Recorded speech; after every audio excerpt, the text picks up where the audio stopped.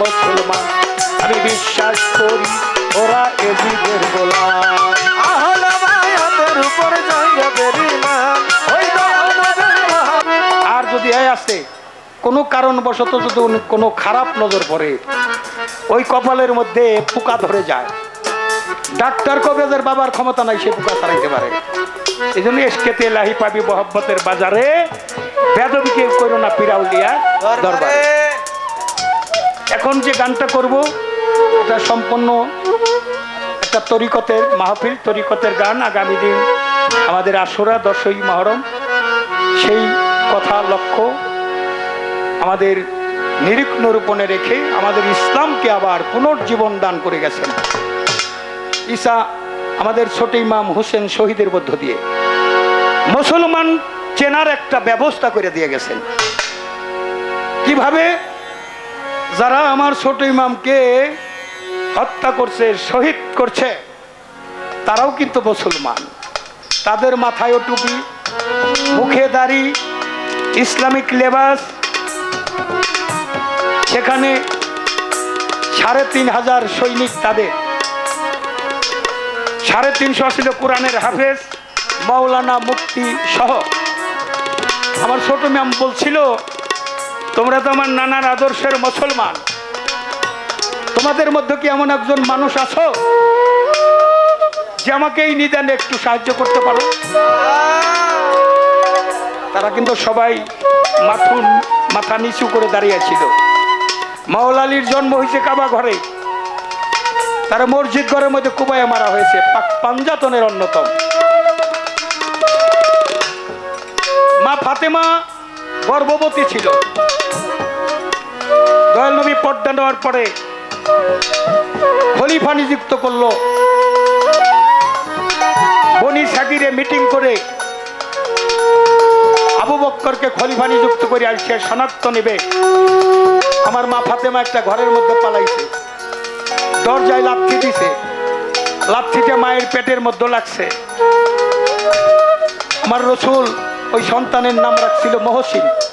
ইমাম হাসান হোসেনের পরে যে সন্তানটা আসবে তার নাম ছিল মহসিন। মহসিন শব্দের অর্থ সূর্য। সেই মহসিন নামক সন্তানটা গর্ভপাত হয়ে গেছে। ওই রোগে আমার মা ফাতেমা ইন্তেকাল করেছে। বড় ইমামকে জহর পানে, ছোট ইমামকে বিষ পানে। এই ঘটনাকে নিয়ে একটি গান। আহলে বায়াতের উপর নাই যাদের ঈমান, ওই আহলে বায়াতের উপর নাই যাদের ঈমান, নবীর আহলে বায়াতের উপর নাই যাদের ঈমান। আমি বিশ্বাস করি না ওরা খাঁটি মুসলমান। আমি বিশ্বাস করি ওরা এজিদের গোলাম। আহলে বায়াতের উপর জায়গা বেরিমান ওই দয়াল নবীর মহব্বতে কাঁদে না জান। আমি বিশ্বাস করি না ওরা খাঁটি মুসলমান। আমি বিশ্বাস করি ওরা খাঁটি মুসলমান। মাওলা আলীর জন্ম কাবা ঘরে, মসজিদ ঘরে তারে ডুবাইয়া মারে। আলীর জন্ম কাবা ঘরে, মসজিদ ঘরে তারে ডুবাইয়া মারে। মাওলা আলীর জন্ম, আলীর জন্ম ওই কাবা ঘরে, মসজিদ ঘরে তারে ডুবাইয়া মারে। মা ফাতেমার পেটে লাথি মারে, গর্বের সন্তান মহসিন জায়গা মোরে। মা ফাতেমার পেটে লাথি মারে, গর্বের সন্তান মহসিন জায়গা মোরে। ওই রোগেতেই মা ফাতেমা ইন্তেকাল ফরমান। ওই রবেতে মা ফাতেমা ইন্তেকাল ফরমান। ওই ব্যক্তিতেই জগৎ জননী বিদায় নিয়া যান। আমি বিশ্বাস করি না ওরা খাঁটি মুসলমান।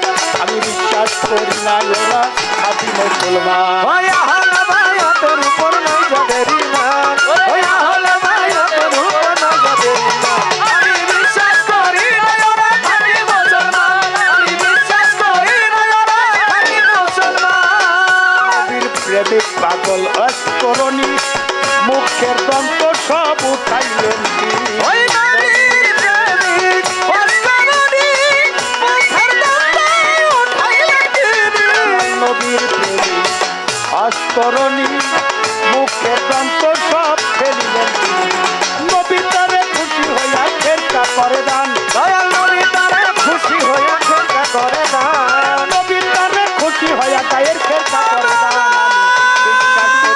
ওরা খাঁটি মুসলমান।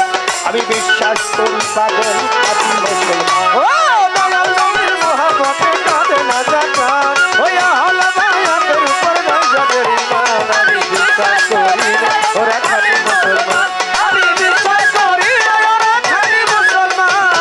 নবীর দৌহিত্র ইমাম হাসানের বিষ খাওয়াইয়া যেতে পারে না। ওই নবীর দৌহিত্র ইমাম হাসানের বিষ খাওয়াইয়া যেতে পারে না। হোসেন শহীদ, হোসেন শহীদ কারবালাতে এজিদি মুসলমানদের হাতে। ইমাম হোসেন শহীদ কারবালাতে এজিদি মুসলমানদের হাতে।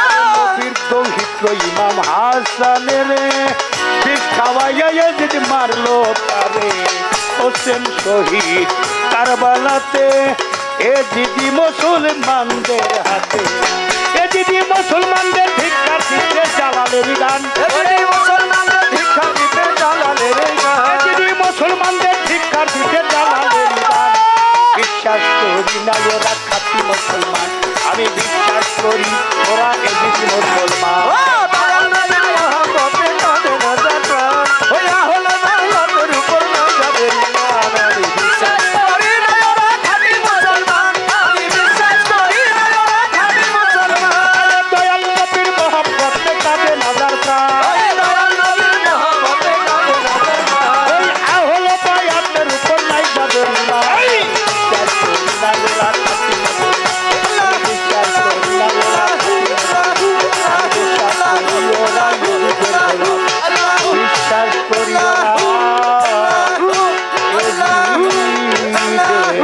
ওরা আহলে বায়াতের উপর নাই যাদের ঈমান। আহলে বায়াতের উপর নাই যাদের ঈমান। আরে দয়াল নবীর মহব্বতে কাঁদে নাজার প্রাণ। বিশ্বাস করি আমার নবীর দুশ্মন আহলে বায়াতের দুশ্মন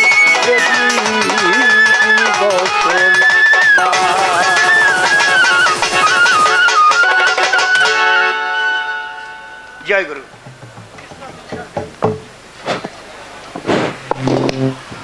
বাবাজি ইসরাফিল সরকার বিসমিল্লাহির রহমানির রহিম। অনেকগুলো টাকা দিয়ে আমন্ত্রিত ইজ্জত দিয়েছে। মেহমানবৃন্দ, আপনাদের কাছে সর্বপ্রথমে আমি ক্ষমা চেয়ে নিচ্ছি, কারণ আপনাদের ভালো কোনো বসার ব্যবস্থা আমরা করতে পারি নাই, তাই আপনাদের কাছে ক্ষমা চেয়ে নিচ্ছি। এমতো অবস্থায় আমাদের মাঝে দিগুলিয়া ইউনিয়নের সর্বস্তরের বিএনপির নেতৃবৃন্দ আমাদের মাঝে উপস্থিত আছেন এবং আমাদের জননন্দিত সাটুরা উপজেলার সাবেক ভাইস চেয়ারম্যান অ্যাডভোকেট